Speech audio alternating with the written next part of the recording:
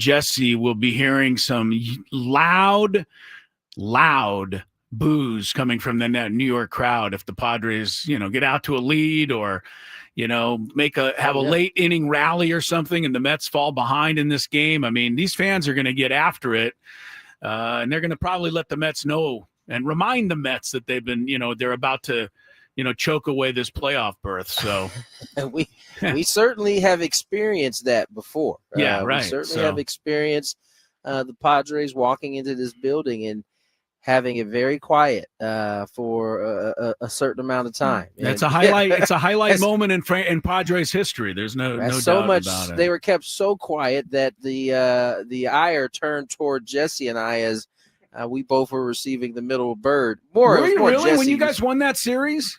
Oh yeah, that last day. You were getting the middle bird at the end of the game. The middle bird, yes. What did you guys do wrong? We asked the gentleman to move a little bit so we could actually see the game, and he was in his feels because his team was down and it was about to all come to an end. And he turned and gave the hard middle bird. Okay, that is like very New Yorker, but also super aggressive for anywhere in the country. I don't know if it's super aggressive in 2025 or this was at 2022 at this point. That's true. I hate to say, I've almost come to expect it now. Right, we've moved into. We've been talking about fan behavior for the past 6 years now. Yeah, it's not even fan behavior, guys. I got to tell you guys a funny one as a bit of an aside, and then we'll get back to our. I can't wait for this aside. Our in-depth coverage of Padres Mets baseball, and good, the music's starting up for this story.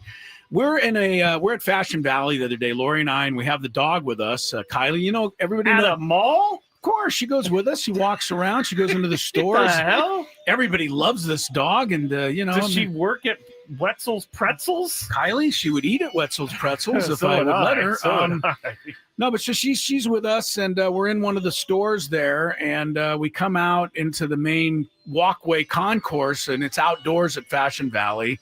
And Lori and I walk out, and nothing going on except for Kylie runs a few steps ahead of us, and in doing so, she gets in the walking path of some lady. And this lady gives it one of those, you mind watching your dog?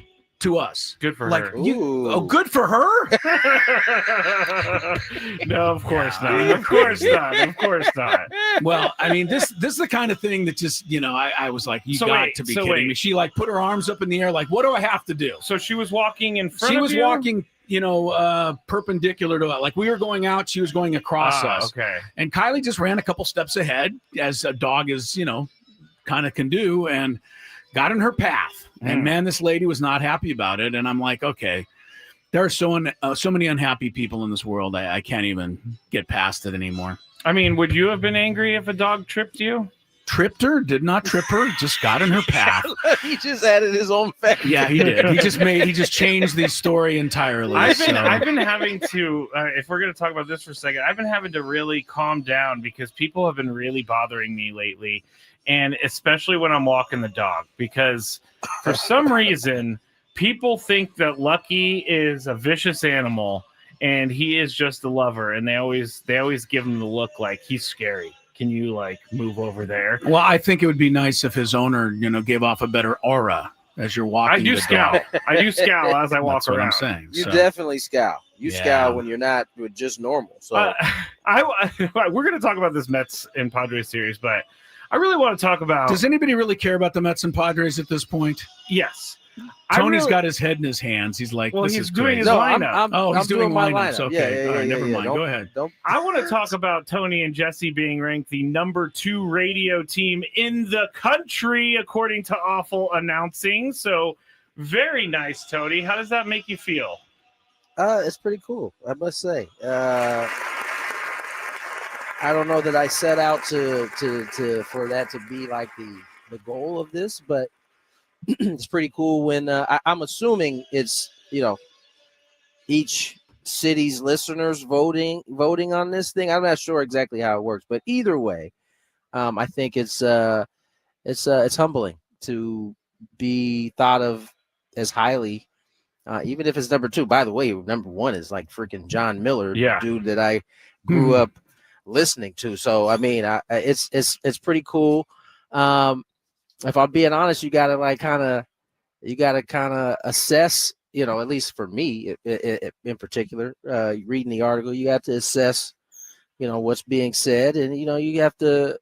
After you kind of get out of the way of your own little ego there, you can kind of absorb some of it. And I think maybe some of it's warranted. Some of it I think out of my control in terms of the stumbling part that they mentioned. Let me bring this up. Oh, wait a second. They rated you number 2, and then what did they do? Criticize you They after that? criticized him and Bob Scanlon. Hold on. I don't know that there were some criticisms in there. So here's what it was. 6,400 people around voted for this, and I'm not sure how they voted, but 6,400 people voted, and they probably had a place where they could put like a description of how they feel about the broadcaster. So it said, I was reading the blurb, and I was like, oh, this is great. And then it goes, Gwynn did see some criticism. And I'm like, why are we putting in an award article the criticism of the number 2 team? He said, I mean, like Tony just said, I propensity to repeat what Agler has just said, and also Gwynn Jr. is beloved here like dad, but stumbles at times. I'm like, this is ridiculous. Those are pretty minor things that people are just nitpicking, to be honest with you. So don't overreact to that, Tony. I'm not. But there are. I do stumble from time to time, but I don't know. I've done that my entire life in terms of just talking. So I don't know. Yeah, you can't change that. If there's a whole lot I'm gonna be able to change about that in terms of repeating with Jesse, I'm sure there's times that I've done that. Tell Jesse to stop saying such good stuff. It's worth repeating. That's his fault. My partner's well prepared. I think so we're gonna have a lot of some of the same stuff that I'm seeing. Here's one other criticism that I want to talk about, because literally it's your job to do this. It says, quote, his commentary is often to just tell me what already happened. Isn't that what Tony's job is to do? Is explain what happened on the field? Like, I don't understand this criticism. I don't know that I took it as hard as you taking it on that particular part. Very hard. Well, why don't you keep hammering them home so it really bothers them even more than it already is? I think that's a really good idea. He's fine with all of this. He's good with it. He likes it. He's kind of going to take a little piece from this and that. But you're just like trying to make him feel like he should be worse. No. I'm trying to stand up for Tony here because I was offended by these criticisms. I'm just happy to know, because the first thing I saw that came over my phone was that you and Jesse finished second in a poll done by Awful Announcing.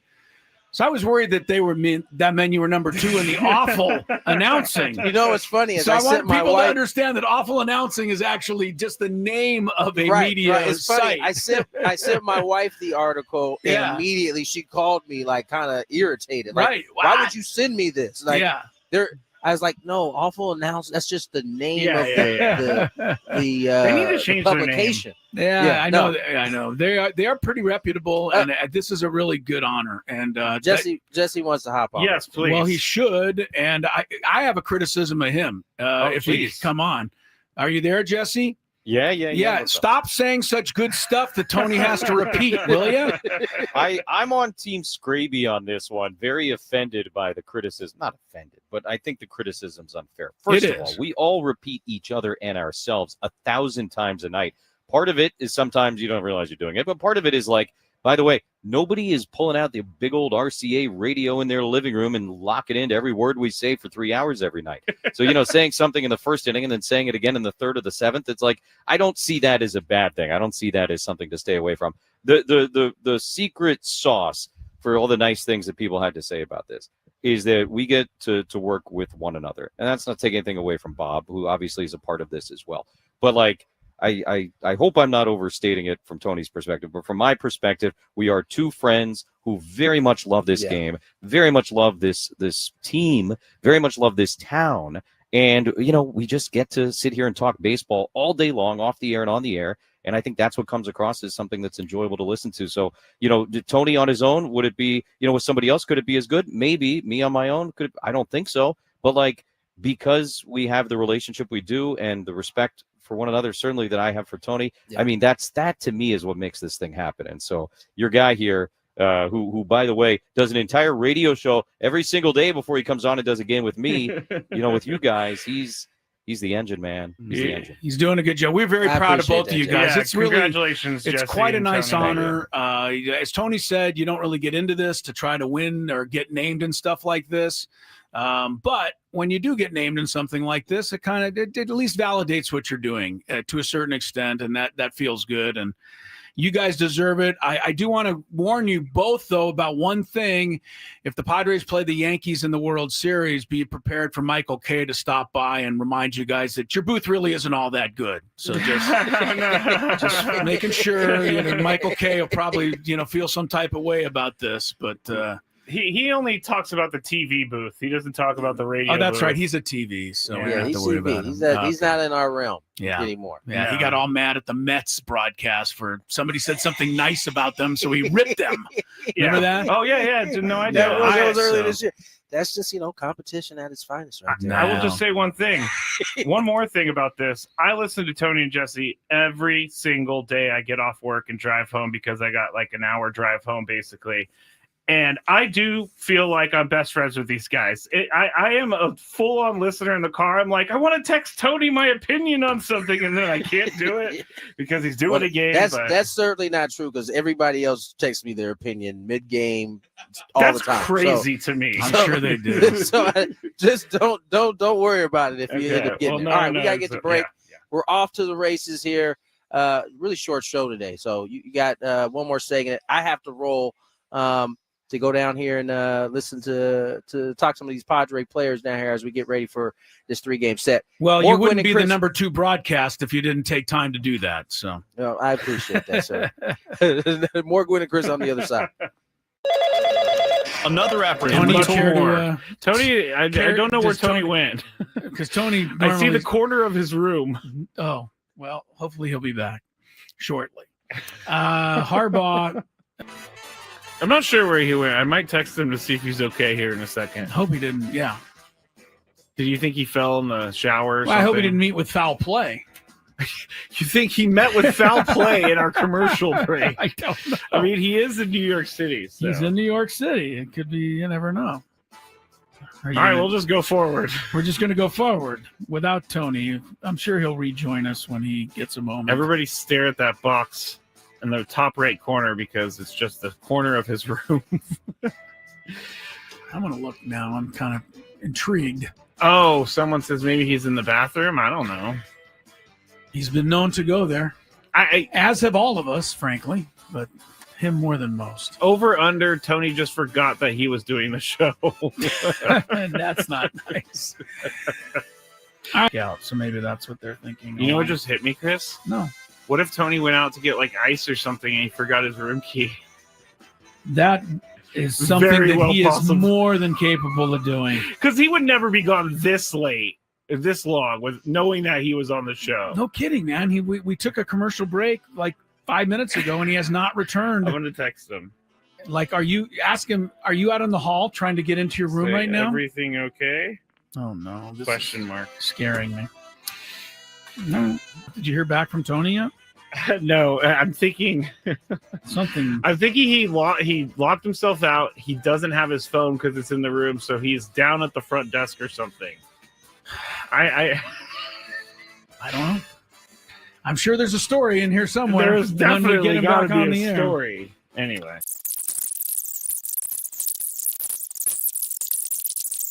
I was very concerned about Tony, and I took him off the screen because he's not back. I guarantee you he got locked out of his room.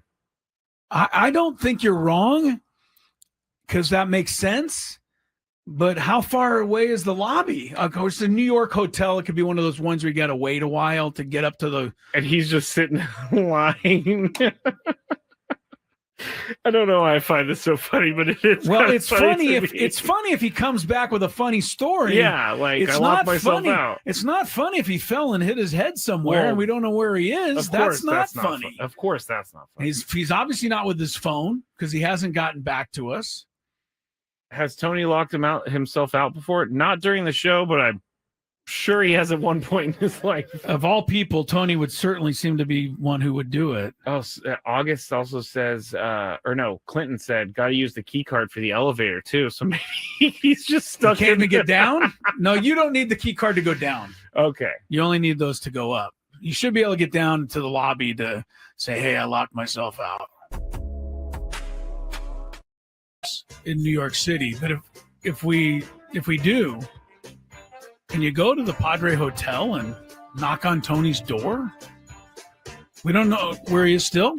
No. Still hasn't come back.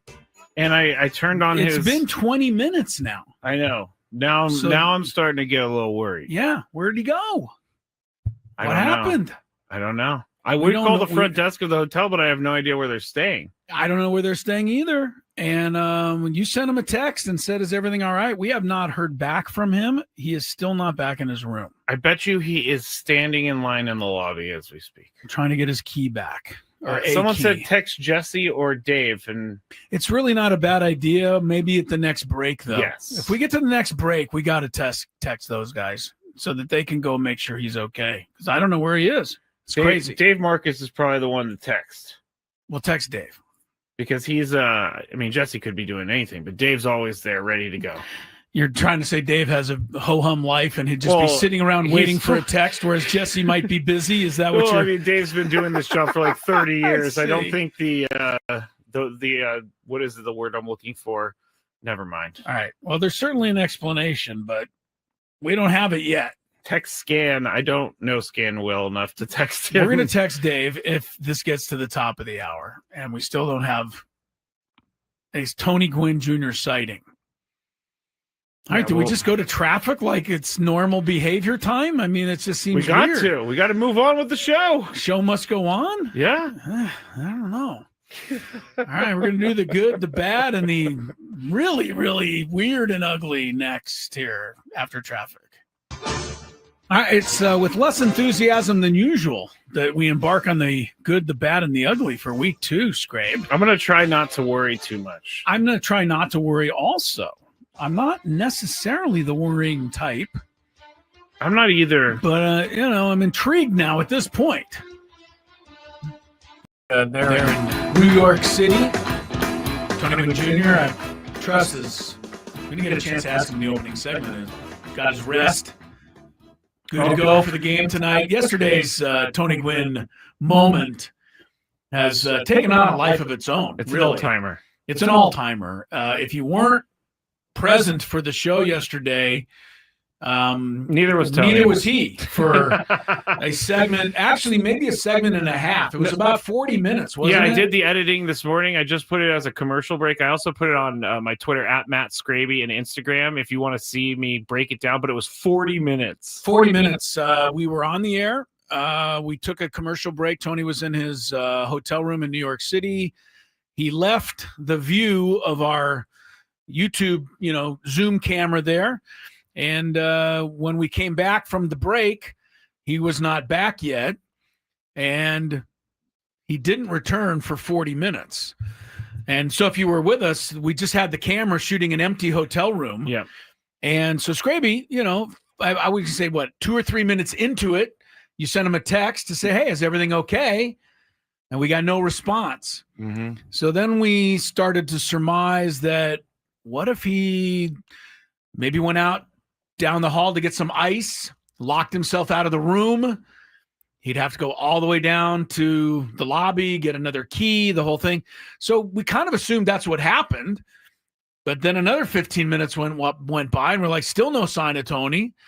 Then we started thinking about getting Dave Marcus involved, and we were going to send Dave down to Tony's room to jar the door and see what was, if there was.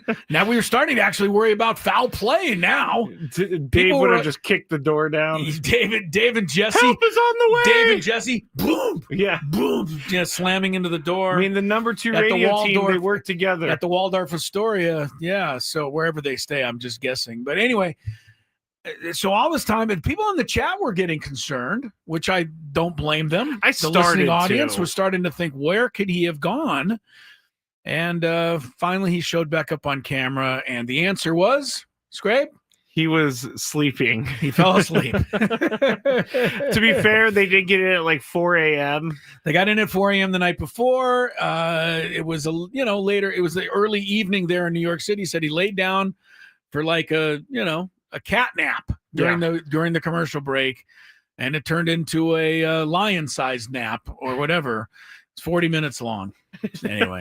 We've been doing this show for nearly 8 years, or I don't even know how long we've been doing about it at this 8. point. I think we're over 8. But anyway, that might be a moment. That's the first time. Yeah. Out of all the traveling you guys do, that's the first time we've ever lost someone due to a nap.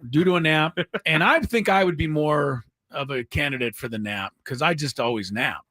I even showed up late once for a Padre roundtable because of a morning nap. That doesn't make any sense to me. A morning nap. Well, I guess you do wake up at like 4 a.m. Yeah, I do my workouts early. I go back to sleep. That's crazy. Nobody ever says I was a strange guy. Padre lineup is out for tonight's game in New York, and that's right. We can't give you the lineup if we don't have the proper lead-in. Fernando's leading off in right field. Arise is at second base. Manny at third base. God, good thing they got Manny back in the order after the one-day layoff. His first game off, by the way, of the season. On Sunday. I'm honestly shocked they didn't just start him for an inning because to keep his streak alive. I mean, because he had up until that point, I believe, played every single game. Yeah, I think he started every game. I don't even think he'd been coming off the bench a game. I think he started either at third base or DH every game. It's weird. It's weird that they just were like, hey, take a day off. They gave him one, which is actually 2 because he got the scheduled day off yesterday. Sheets is DHing Laureano, who's been slumping, by the way. I know there's a lot of love for Laureano, as there should be, but he's slumping. And the game they lost to the Rockies on Friday night. That wouldn't have happened if Laureano would have caught that sinking line drive earlier in that inning. Do you remember that? Believe me, I thought about it too. I'm not picking on Laureano because I'm a fan. Tough play, but it was a tough play, but he makes it. That would have been the second out of the inning, I think. And the next guy, got out. They would have never hit that 3-run homer. Yeah. And those are the things going forward, right? You're going to be really looking at that stuff. But that's what I talk about when we talk about making plays. That was not called an error, by the way. It was just a tough play. Yeah. And he should make it. He knows he should make it, but he didn't make it. And it ended up costing them that ball game. Merrill's in center field batting 6th. O'Hearn is at first base. Far be it for me ever to say anything even remotely negative about everyone's favorite Ryan O'Hearn, but he hasn't really been contributing anything in a while that I've seen. What have you seen? He's getting some base hits here and there. I wouldn't mind seeing some deep power, from O'Hearn. That hasn't really happened lately. See, Ryan O'Hearn's 3 for his last 23. Yeah, and it's all been singles, I would think. Maybe one ground ball double in there somewhere. But, yeah, anyway, look, guys go up, guys go down. That's the whole point of this. But right now, O'Hearn's been down. Jake is hitting 8th, and he's at shortstop. And Fermin is batting 9th.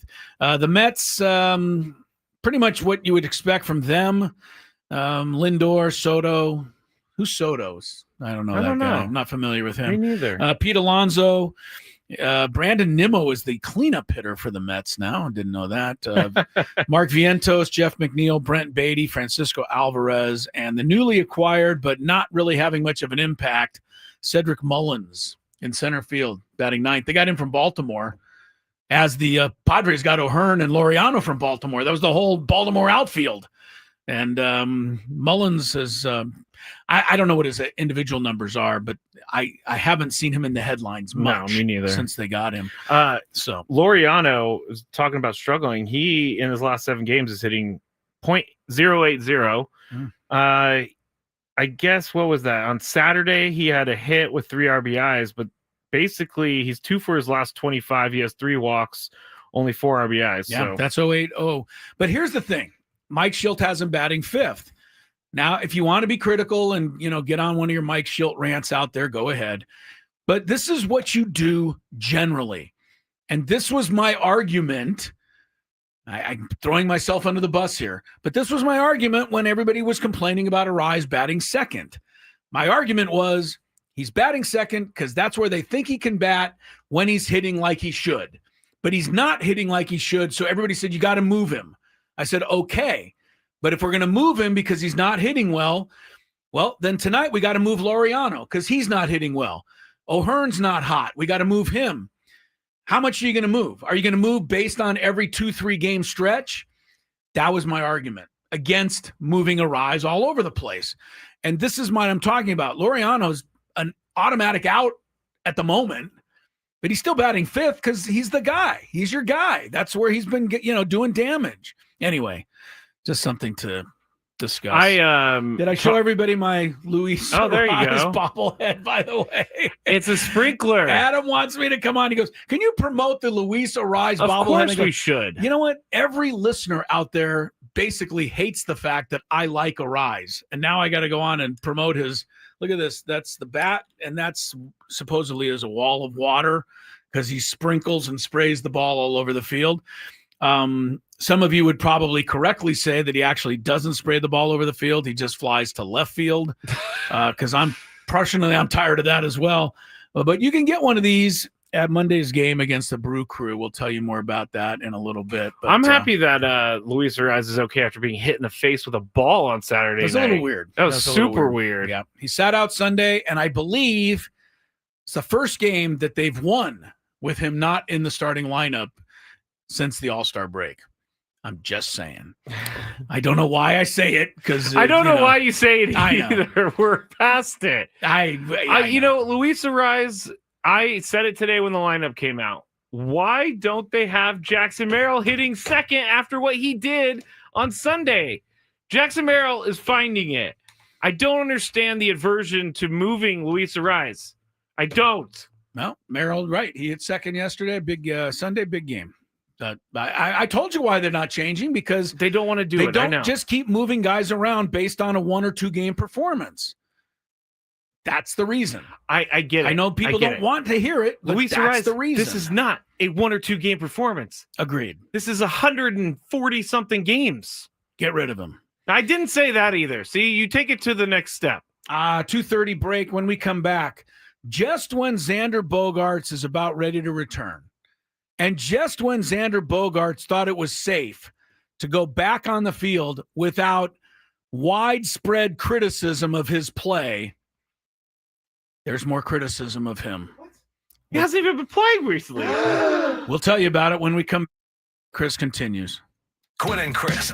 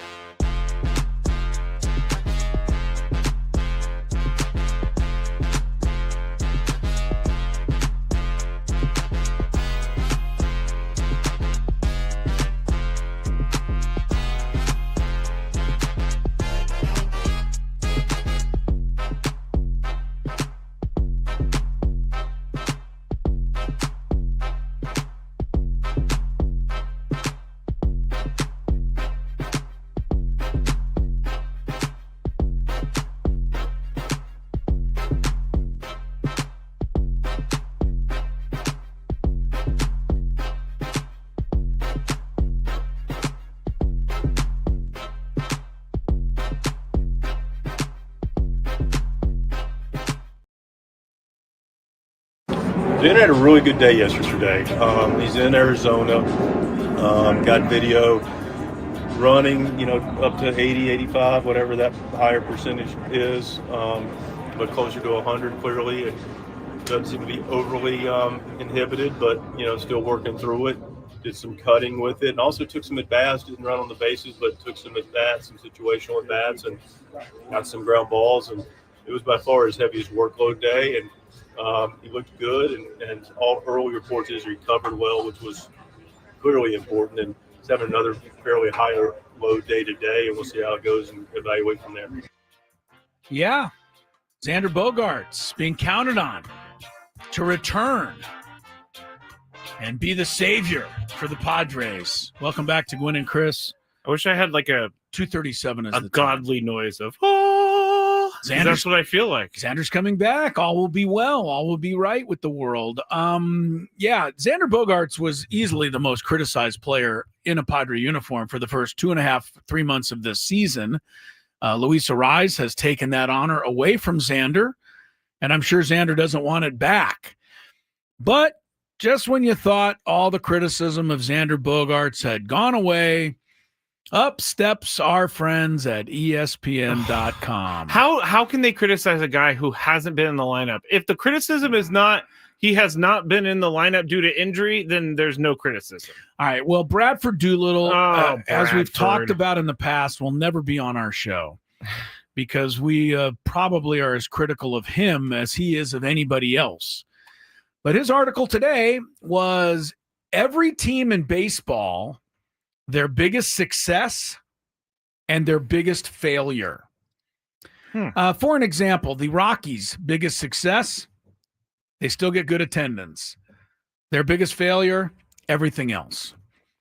Can we stop clapping our hands for the attendance of the Rockies and instead force a team to be put on the field?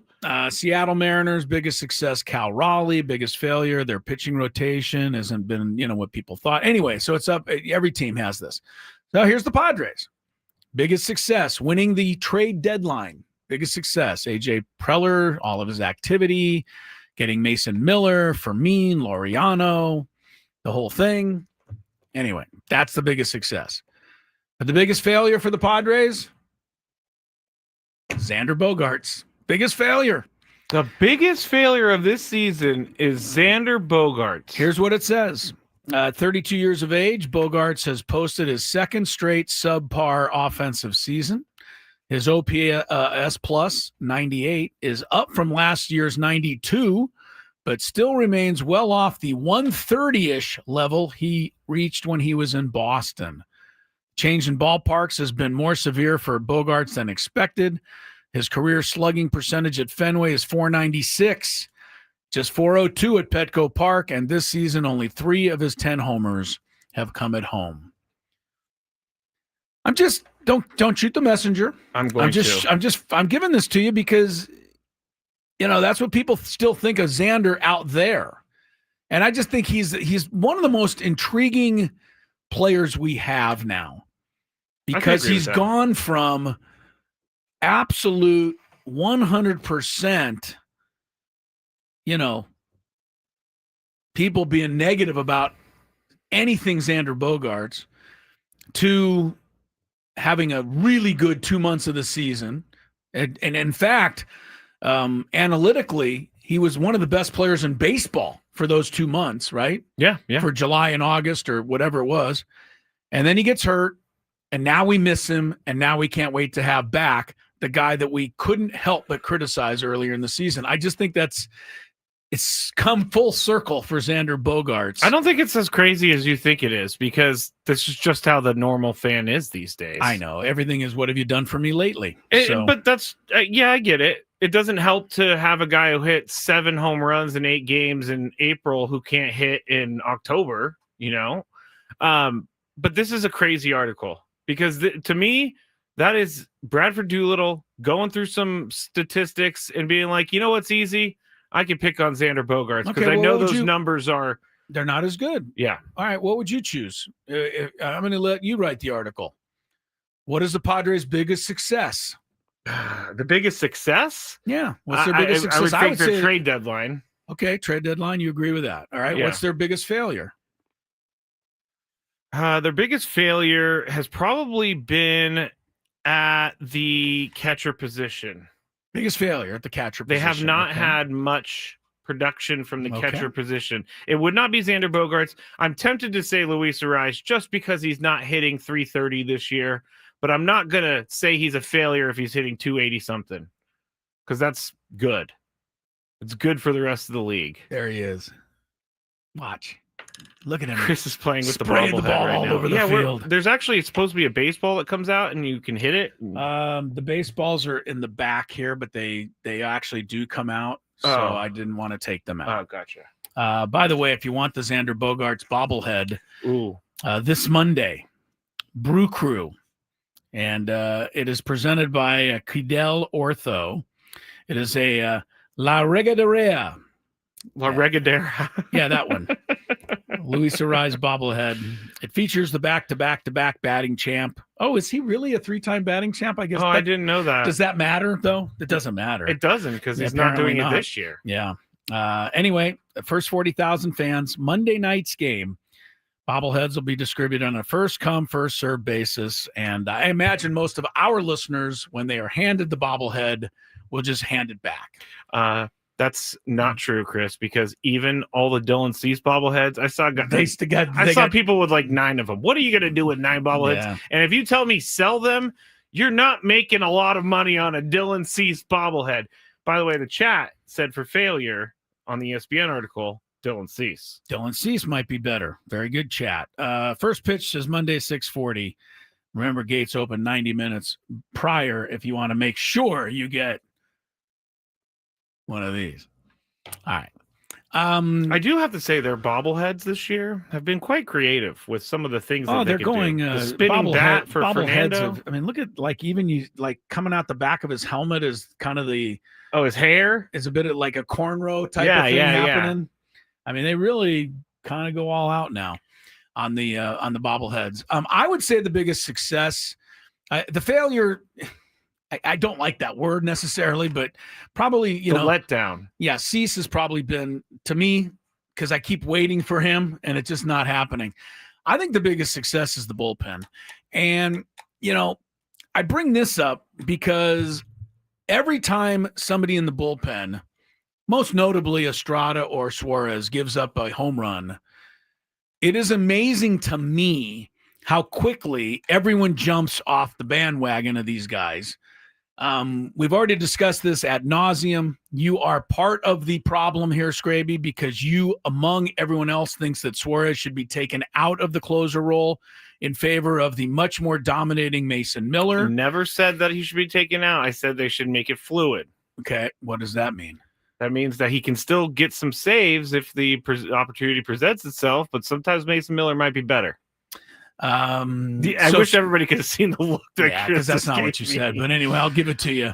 And Estrada's the other one. I mean, he got, look, ever since Estrada got beat up by the Dodgers and can't, get Dodgers out, I think there's been a lot of distrust of him. But here's my thing. And now Jason Adam is out. So you have to even consider now that's a real thing to be concerned about. Yes. The other stuff to me is not nearly as concerning. But the reason I say that the bullpen has been the thing is because of the flat out statistics that go along with it. You realize that the second best ERA bullpen this year is the Red Sox, 3.45. They can't even see the Padres from there. The Padres are 3.13. The Padres lead all major league bullpens in WHIP, 1.16. Next is Texas, 1.22, which isn't really that close either. The Padres have 40 wins out of the bullpen of their 82. That's tied for the most. That's my thing with the bullpen. If you want to throw them all out every time they give up a hit or a run, I can't stop you from reacting that way. But you have to look at this bullpen and be really impressed and feel pretty good about what they've done all year and hopefully what they're going to do coming down the stretch and into the playoffs. even without Jason Adam, which arguably is taking away as good an arm as you could almost have, this bullpen is still massive, and it's still just way better on paper than anyone's bullpen in baseball. And maybe that without Jason Adam, maybe that's closed the gap with a couple of teams out there. But I don't get it.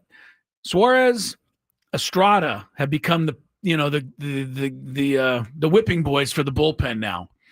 And Peralta was early in the season. I don't ever want to see Wandy Peralta pitch. I must have read that 1,000 times. Yeah, and he's also pitched pretty well this year. I hate to tell you. He's given up some bad home runs, but who hasn't? Who hasn't? I said it. Right. How many good home runs have been given up this year? Good home runs? Yeah, you just said 0. He's given up some bad home runs. So I want to know who's given up a good one. Anyway, you want to hate the bullpen or the people in it or the manager who decides it. I can't stop you from that. But the bottom line is I think I'm presenting some pretty good things to back up the fact that the bullpen has been really all that almost the entire season. Have they been perfect? Absolutely not. But to be perfect, they'd have to have a 0.00 team bullpen ERA. And yeah, that's really not all that realistic, is it? No, it's not at all. Of course. Jojo on the chat says biggest failure. We're talking about that ESPN article. We're not hitting home runs or taking advantage of opportunities to take over first place. That's a great one. I would say the first place one. Dylan Hernandez, not Dylan. I get Dylan. I always get Dylan and Alden. I do the same thing. Alden Gonzalez. Yeah, Alden Gonzalez was on yesterday, and his thought on that the Padres, blowing those series to the Twins and the Orioles, while the Dodgers were losing to the Orioles and the Pirates, might be the thing that they regret the most, because really, by all rights, they should have passed the Dodgers. It was there for them, and they didn't do it. Yeah. And if they end up short, they're going to have themselves to blame, because it's not like the Dodgers ran away with this division and the Padres just couldn't keep up. The Dodgers left it there for the taking, and to this point, the Padres haven't taken it yet. So that's a good one. The lack of home runs, I don't know what a failure that is. I just think it's the style of this team, and I don't mind it as much as everyone else. I wish they had some more 3-run homers. We've talked about it all the time. Only 10. They have 10 this year. It's the lowest in all of baseball. But I will note, when they won the game Sunday, does anybody remember how the first rally of that game started Sunday? I think they scored 4 runs in the second inning. Pretty sure Jackson Merrill laid down a bunt. He did. And I'm pretty sure Iglesias Cronenworth bunted with the bases loaded and knocked in a run. I just want everybody to know that the bunt culture crazy Padres, it works a lot of times too. Everyone wants to point out when they bunt and it doesn't work and say they should never bunt again. Just an example of a couple of times it worked. Got the offense cranked up the other day. Mm-hmm. They end up scoring 4 runs on those, couple of bunts. I don't mind. I've been thinking a lot about bunt culture recently. I don't mind the bunting. It's the bunting when they're. Let me start this over. It's the bunting when it doesn't work. That's what you don't like. It's the bunting when it's out of position, where you don't really need to bunt and you're trying to catch someone off guard, which I get is part of bunting. Well, what was Jay Cronenworth doing Sunday? I get it, but the bases were loaded. I can understand why he would do that. Jackson Merrill putting down that bunt last week is what mainly I'm talking about. It's the only thing I can think of. But the one he laid down Sunday caught them by surprise. Marquez fumbled the ball, and that led to a big inning. I'm just saying you can't have it every way. You're right. What you want, and you're representative of the fan base, and that's why we, let you come to work every day. But what you want is for everything they try to work, and when it doesn't, then it's dumb. And that's just not how it works. You can't do that. I know. So, I know. And bunting can be very, very valuable in the postseason because every single it's hard run to counts. come by runs, man. When you get into postseason, there's 2 ways to score runs. I mean, there's that's a Scraby comment. It is. They're the same way to score runs in the postseason as the regular season. But in the postseason, it's more. It happens more often. You score on the home run, and you can score on manufacturing a couple of runs. And the Padres can't sit back and wait for the 3-run homer because they don't get it. So I think they're going to have to continue to try to manufacture runs. And that's just going to have to be their style. Is there anything I think? I don't I think I know the answer to this question, but is there anything to the top of the order bunting that you don't like versus the bottom of the order? Jake's at the bottom of the order. Why would you have I'm just like Jackson you. bunt? I'm just in the like you. second spot? No, I'm just like you. I like a bunt when it works, and it frustrates me when there's 2 on and Jackson Merrill thinks he's going to make a good play. The thing that I thought cost Jackson on that one was that he bunted on the first pitch and it didn't work. He fouled it off, and then he did it again. And then he did it again after now everyone's in there. Yeah, I thought that's where that mistake was. Tony said he shouldn't have bunted in the first place. He probably shouldn't have because he's hitting in the middle of the order and he's there to drive in, multiple runs. I have another situation I just remembered. Freddie Fermin over the weekend, there was no one on base. I think there was like 1 out, and he bunted. I don't understand that. Why are you not swinging away when no one on base and 1 or 2 outs? Well, again, I know you're trying to get on base, but yeah, I mean, he didn't work. They're not running. They're not. It's an empty out at that point. Why? Because you're not moving a runner over. But if he gets on, then you got the rally started. Why don't you think of these things the way the rest of us do? He laid down a bunt to try to get a rally started. Yes, he tried to get a rally started. He didn't get the bunt far enough away from the pitcher, and he got thrown out. Fernando on the chat says, can't we blame the hitting coach for the lack of hitting?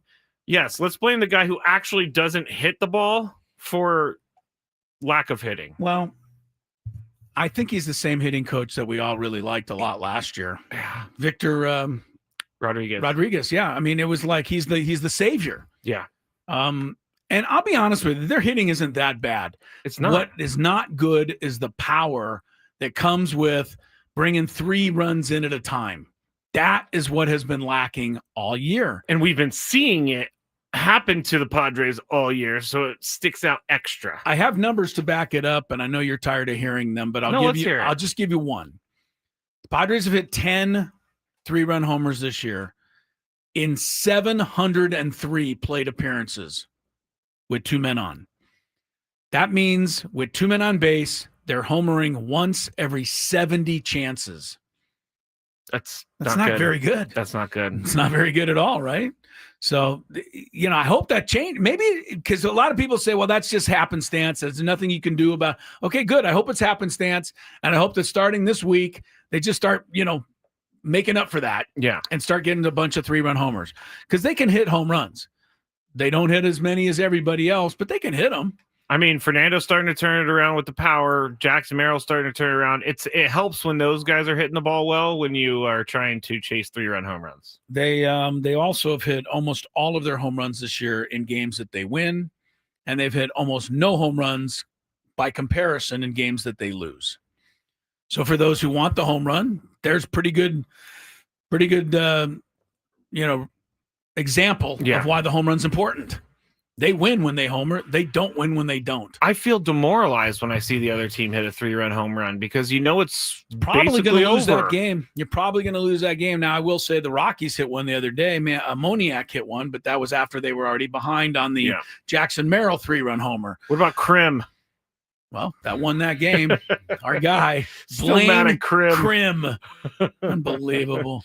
It is unbelievable. It was. All right, going into tonight, just an update on the standing situation. All right, the Padres are 2 games behind the Dodgers. Both teams have 12 games left. Both teams have 6 at home and 6 on the road. If there's one advantage for the Padres in the upcoming schedule, it is the fact that the Padres still play 3 games this weekend against the White Sox, one of the worst teams in baseball. But I caution you that the White Sox are in the American League, and the Padres have not been able to do well at all against American League teams this year. They are 18-27.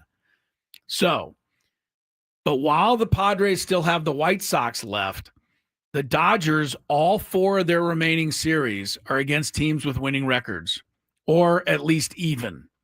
All right, I like that. So they got the Phillies, they got the Giants, who are 500, they got the Mariners, and they got the Diamondbacks, and both of them are over 500. And understand that next week, when the Dodgers are playing the Mariners and Diamondbacks, both those teams are going to be fighting for it all. Mm-hmm. The Mariners are trying to win their division. The Diamondbacks are just trying to get in the playoffs. Yep. So the Dodgers are going to get those teams' best shot. Now, on the other side, the Padres, we know, have still this week the Mets, who are fighting for their playoff thing now. Chicago wants to play spoiler. They get the White Sox this weekend. Like I said, you'd love to just roll in there and the White Sox let you have 3 games. I'm not going to do that. I'm going to have Tony call Will Venable and see if he can't expedite that. They are good friends. Yes. Next week, now you play the Brewers. The only good news about that is that's here, but the Brewers may have already clinched the top seed by then, right? Yeah. So right now the Brewers are 1.5 ahead of the Phillies. Something you keep just in the back of your mind between now and Monday, if the Brewers could stretch that out a little bit, maybe they don't have quite as much to play for. I'm reaching. I grant you. The Brewers are going to be playing. But then the Padres finish with Arizona as well. So they got it. The Padres is tough. The Dodgers is tough. The only difference is the Padres get the White Sox. Will they take advantage of that?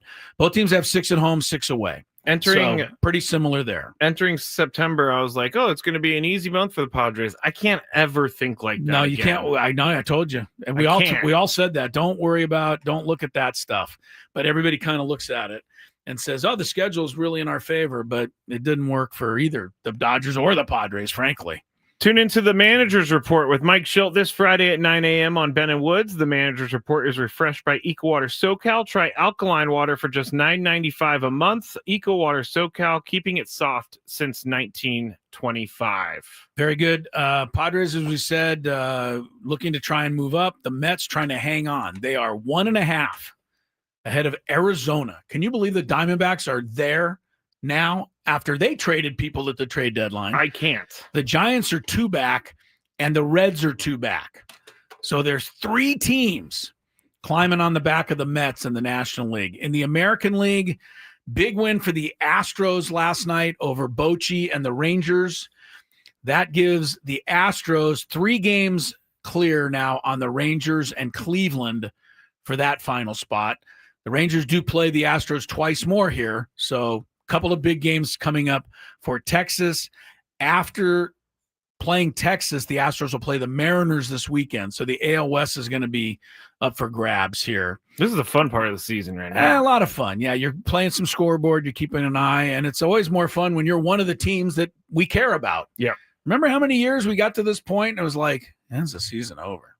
Like, yes, I do remember. We're the Marlins. We're 70 and 80, and we're just like, let's end it. I don't mean to disparage this person, but I didn't want to talk about Carlos Asuaje at the end of September in those years. You're picking on old Carlos. Okay, let's take a break and check some legal ID.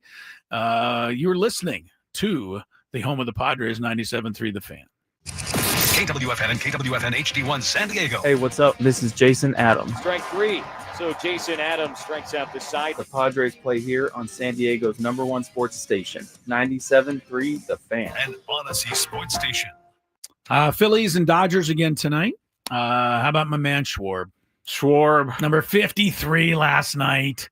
And he's only one behind the big dumper now for the overall home run lead. Schwarber's had the season, at least power-wise. I know overall the average, whatever, but he's one of my favorite guys to watch swing a bat. Bryce Harper homered in that. It was a lot of home runs in that game. Yes. And the Dodgers could not get the run in from third base in the bottom of the 10th inning. See, it doesn't only happen to the Padres. It doesn't. Muncy ended up grounding out with the bases loaded there at the end. And the Phillies won that one. So the Dodgers are 2 games back ahead of the Padres now. Betts not only homered, but had 2 sacrifice flies. He has found it. He has seemingly found it for L.A. I do not like that. No? Even though Mookie hit that home run for Robert Suarez, I mean, that may have been the start of it.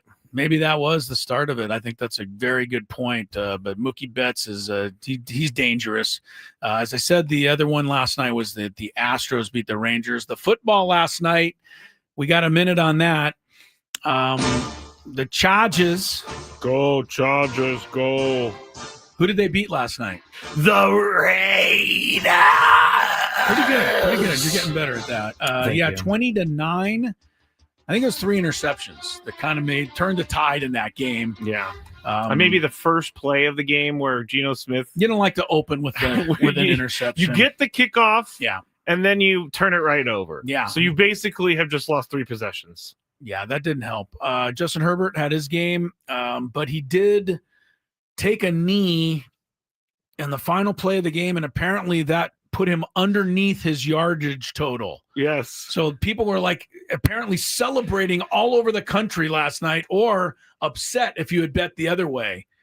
But when he took the knee, it took away a little yardage, and that was a big deal apparently. I love that stuff. It took away a point from my opponent because 1 yard. You won your fantasy football game because of that knee. Oh, so amazing. So, yeah, those things happen. What do you think of the Chargers running game? I like it. Not. You do? I'm not enamored with Hampton yet. And I am. You're liking him. He is shifty. Okay. And he's a big dude. He can run people over. And Ashton Genty, I mean, people are ready to say that's a complete utter failure. Well, that's crazy. Which is so stupid. He's played 2 games. But understand that he's trying to run behind the Raider line, and they don't have much of a line. They're not very good. Genty has been a big disappointment to this point for the Raiders. The other game, Baker Mayfield. Real quick on that last Chargers, Khalil Mack. He's probably out. I didn't see what happened to him, but it looked like a bad elbow injury last night. Let's see if we have an update here. I looked earlier, but I didn't see one. I just said that he was going to be. One more thing from the Charger Raider game. How about Tom Brady sitting in the Raiders coaching box? So weird. And the NFL said today he didn't violate any rule. Okay, well, let's let him keep going to every team's practices and meetings so he can watch the Chargers work out at least before he coaches against them. At least the NFL needs to wake up. Wake up. Go ahead. What did I see? I said today somebody's saying that Tom Brady's doing his own personal deflate gate now in the NFL, and the NFL's letting him do it. But he's in his own coaching box.